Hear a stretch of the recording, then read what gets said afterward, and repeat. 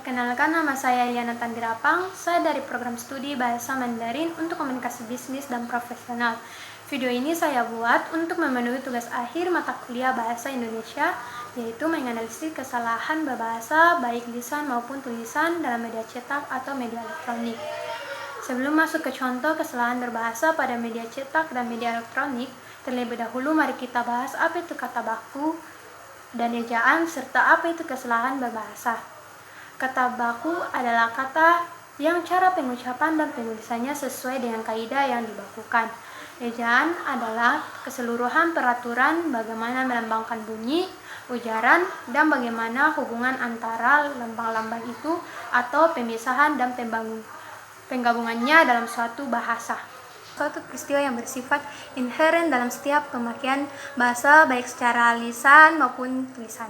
Kesalahan berbahasa ini menyebabkan gangguan terhadap peristiwa komunikasi, kecuali dalam hal pemakaian bahasa secara khusus seperti dalam lawakan, jenis iklan tertentu, serta dalam puisi.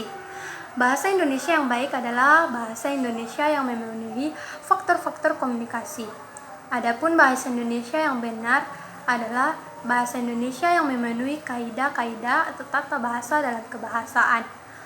Kesalahan berbahasa adalah pemakaian bentuk-bentuk tuturan berbagai unit kebahasaan yang meliputi kata, kalimat, paragraf yang menyimpang dari sistem kaidah bahasa Indonesia baku, serta pemakaian ejaan dan tanda baca yang menyimpang dari sistem ejaan dan tanda baca yang telah ditetapkan sebagaimana dinyatakan dalam buku ejaan bahasa Indonesia yang disempurnakan pada media cetak, terutama yang melibatkan ejaan, kata baku, dan keefektifan, dapat memiliki dampak signifikan terhadap citra dan kejelasan pesan yang ingin disampaikan. Kesalahan ejaan seringkali terjadi karena ketidaktelitian dalam pengetikan atau kurangnya revisi sebelum mencetak. Penggunaan kata baku yang tidak baku dapat mengurangi kesan profesional dan dapat membingungkan pembaca. Referensi kepada kamus atau panduan kata baku dapat membantu memastikan penggunaan yang tepat. Media cetak seringkali memiliki ruang terbatas, sehingga penting untuk memilih kata dan kalimat yang efektif. Kesalahan dalam keefektifan bisa terjadi jika kalimat terlalu rumit atau tidak jelas dalam menyampaikan informasi. Memastikan struktur kalimat yang sederhana dan langsung dapat membantu memperjelas pesan yang ingin disampaikan. Berikut adalah beberapa contoh kesalahan berbahasa pada media cetak dan media elektronik serta cara perbaikannya.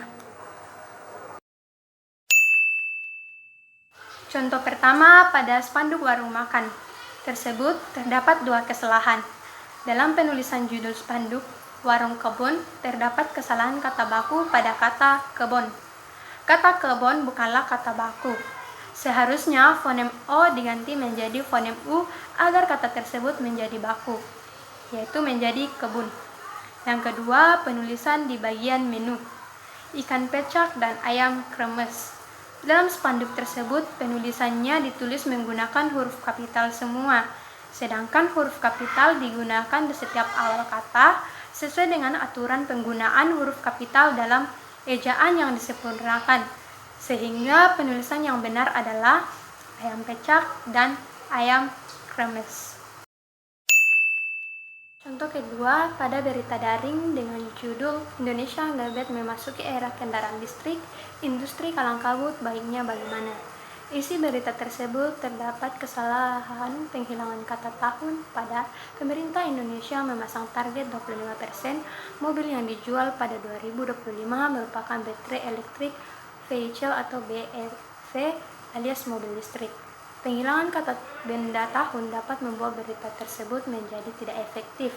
Dengan adanya kata tahun dalam berita tersebut, maka berita itu akan menjadi efektif, sehingga perbaikannya menjadi pemerintah Indonesia memasang target 25% mobil yang dijual pada tahun 2025 merupakan baterai elektrik vehicle BEV alias mobil listrik.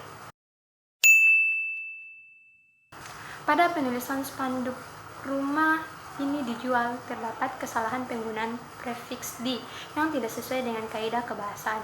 Penggunaan prefiks di untuk kata dijual seharusnya digabung karena prefiks harus melekat dengan morfem lain agar memiliki arti. Ketika prefiks di bergabung dengan morfem lain, maka akan membentuk kata kerja pasif. Kata jual di atas bukanlah keterangan tempat, melainkan kata kerja. Maka penulisan kata dijual harus digabung agar sesuai dengan kaidah kebahasaan. Sehingga perbaikannya adalah rumah ini dijual. Pada spanduk tersebut terdapat beberapa kesalahan pada kata-kata warung. Kata tersebut masih menggunakan ejaan lama Van Ophuijsen yang masih menggunakan OE dibaca U, sedangkan saat ini ejaan tersebut tidak dipakai lagi karena telah memakai ejaan yang disempurnakan dan penulisan yang benar yakni warung, sehingga perbaikannya waroeng menjadi warung. Raise a cup up for all my days.